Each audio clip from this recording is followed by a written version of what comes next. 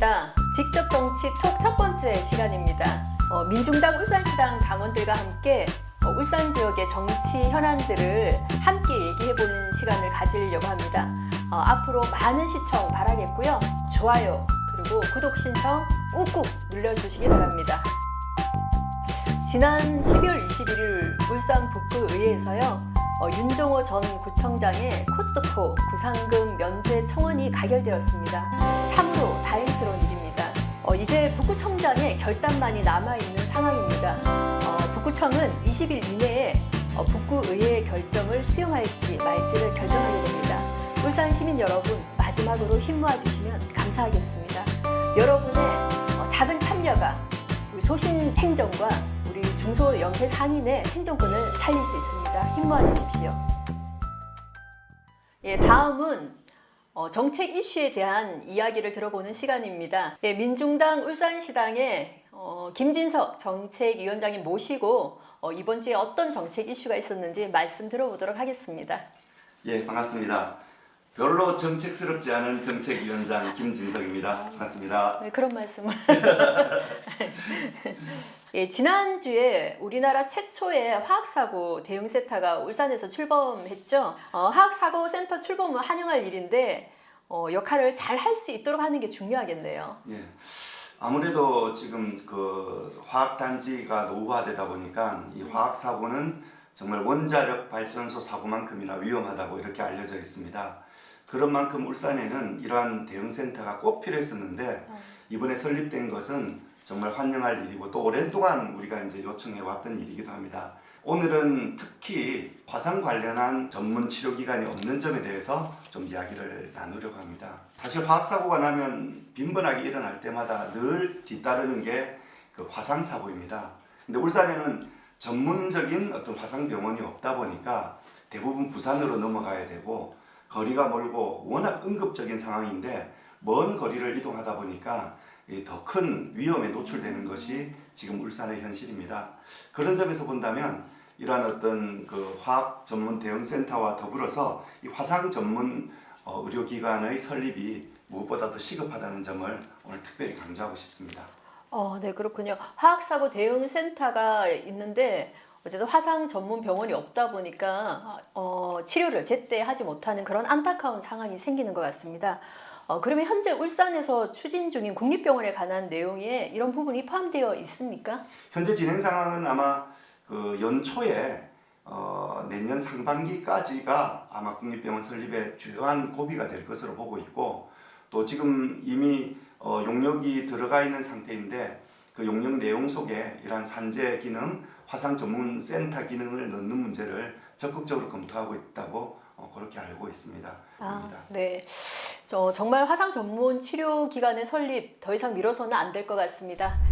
온산 보람병원이 이제 경영상의 어려움으로 이제 더 이상 응급치료 역할을 하지 못하고 지금 요양병원으로 바뀐다고 하는데 이 소식 잠깐 조금 어떤 내용인지 말씀 좀 해주시기 바랍니다.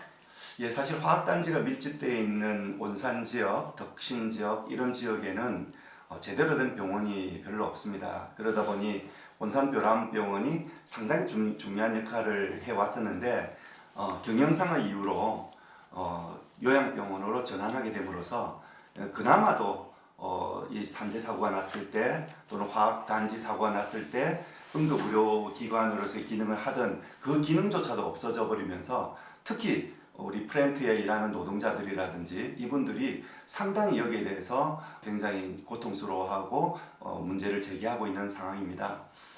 사실 국립병원이 설립될 때까지는 시간이 많이 걸릴 거기 때문에 저희 민중당의 생각은 온산보람병원이 그 산재 사고와 특히 화상에 있어서 1차적으로 응급 대응을 할 수 있는 그런 기능을 갖출 수 있도록 응급실이 제대로 설치될 수 있도록 지역사회가 특히 지방자치단체가 적극적으로 노력해서 그 공백들을 채워나가는 것이 매우 중요하다고 생각하고 있습니다.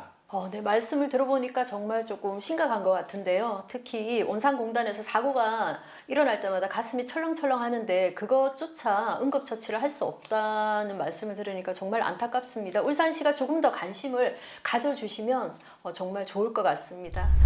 다음 주제는요. 지금 연말이 가까우면서 저도 가장 가슴에 조금 남는 분들이 자영업자분들입니다. 너무 힘들어하시는 거를 이제 곳곳에서 확인을 할 수 있는데요. 오늘 최저임금과 관련해서 이제 자영업자들이 많은 어려움을 호소하고 있는데 우리 김진석 위원장님도 자영업을 하고 계시기 때문에 네, 아마 그렇습니다. 네. 상황을 더 잘 알고 있을 거라고 생각합니다. 한번 네. 현실이 어떤지, 우리 자영업자의 현실이 어떤지 말씀 좀 부탁드리겠습니다. 먼저 우리 강진희 대변인께서는 최저임금이 얼마인지 알고 계십니까? 예, 올해는 7,530원이죠. 네. 예. 내년에는 내년에는 조금 올라가지고 8,350원. 350원. 네. 네, 그렇습니다. 대변인께서 말씀하신 대로 자영업자의 현실은 매우 어렵습니다. 점점 매출은 떨어지고 또 물가는 오르고 비용은 증가하고 점점 어려워지는 것이 우리 자영업자의 현실이라고 볼 수 있습니다. 오늘은 그런 점에서 우리 자영업자들과 최저임금과의 연관관계 또는 자영업자 어려움의 본질적인 문제를 한번 짚어보도록 하겠습니다. 먼저 자영업자는 전국적으로 한 560만이라고 합니다. 그 중에서 고용이 없는 자영업자, 즉 말해서 본인이 1인 사업장이거나 아니면 가족들과 함께 운영하는 고용을 하지 않는 그런 자영업자가 400만 명에 이릅니다. 이런 점에서 지금 최저임금의 인상과 자영업자의 어려움은 약간 직접적으로 연관시키기에는 좀 다른 문제가 있다고 이렇게 생각합니다. 즉 말해서 지금 자영업자 어려움의 핵심은 매출이 안 오르는 겁니다. 양극화로 가고 또 비정규직의 어려움, 청년들의 어려움 이런 것들이 가중되면서 점점 더 이 가게를 찾는 비중이 줄어드니까 매출이 줄어들 수밖에 없는 게 현실인 거죠. 사실 최저임금의 인상이라는 것은 그런 점에서 구매력을 높이고 특히나 400만 고용이 없는 자영업자들의 경우에는 최저임금 인상의 부담도 없이 최저임금의 성과들이 구매력으로 이어질 수 있는 가능성이 존재하고 있기 때문에 이분들에게는 사실은 기여의 요인이 될 수도 있는 거 아닌가. 그리고 한 명 내지 두 명을 고용하는 자영업자들의 경우도 사실 한 사람의 최저임금 인상 비용이 한 20만 원 전후라 이렇게 본다면 사실 한 달 매출에 있어서 그 20만 원이 차지하는 비중은 절대적이지는 않습니다. 오히려 얼마나 매출이 오르는가, 얼마나 경기가 살아나는가 이것이 자영업자의 현실을 개선할 수 있는 유일한 척도이고 길이라는 겁니다. 그렇지만 최저임금 인상이 직접적으로 매출 인상으로 당장에 연결되지는 않고 월급으로 나가야 되는 부담은 있기 때문에 그 점에 대해서는 정부에서 보다 적극적인 지원을 해야 된다고 생각합니다. 그런 적극적인 지원을 하겠다는 신호가 이러한 어떤 내수 경제에 있어서 좀 신뢰를 형성해서 서민들이 특히 자영업자들이 좀 뭔가 희망을 가질 수 있는 그런 매개로 작용하지 않을까 저는 그렇게 생각합니다. 을들끼리 같이 서로 비정규직 노동자와 자영업자가 대립하는 방식이 아니라 정말로 함께 이 불공정한 잘못된 대기업의 이런 어떤 관행들을 좀 개선해 나가고 또 우리 서민들이 살 길을 찾아 나가기 위한 이런 노력들에 우리 자영업자들의 고민도 필요할 거라 생각합니다. 어쨌든 어렵고 힘든 조건에서 당장의 어려움을 겪고 있는 이 자영업자들에게 좀 힘이 될 수 있도록 우리 모두가 함께 노력해야 될 것 같습니다. 예, 직접 자영업을 하고 계시는 정책위원장님 말씀을 들어보니까 정말 최저임금과 자영업의 관계를 다시 한번 생각해 보게 되는 그런 또 계기가 된 것 같습니다. 말씀 감사합니다. 네, 감사합니다. 주요 일정 관련해서요, 민중당 울산시당의 이재일 홍보국장님 모시고 말씀 들어보도록 하겠습니다. 네, 반갑습니다. 이재일입니다. 원래 주요 일정은 김성재 시당 부위원장님이 하시기로 했는데 오늘 중요한 일정이 있어가지고 스튜디오에 자리 못했습니다. 제가 급하게 나왔고요. 주요 일정은 세 가지가 있습니다. 먼저 코스트코 구상금 면제 촉구 캠페인을 진행 중입니다. 수요일부터 진행하고 있는데요. 28일 금요일에는 송정 휴먼시장에서 진행하고요. 그리고 마지막 날인 31일에는 극동 스타클래스에서 진행합니다. 오후 3시 30분부터 진행한다고 하니 주변에 사시는 분들은 따뜻한 커피라도 건네주면 좋겠습니다. 2019년 새해를 맞아 시무식을 진행합니다. 1월 3일 목요일날 진행하고요. 오전 10시에는 솥발산 열사묘역에서 부산진보연대 등과 함께 공동 시무식을 진행하고요. 오후 2시에는 시당 사무실에서 민중당 울산시당 2019년 시무식을 진행합니다.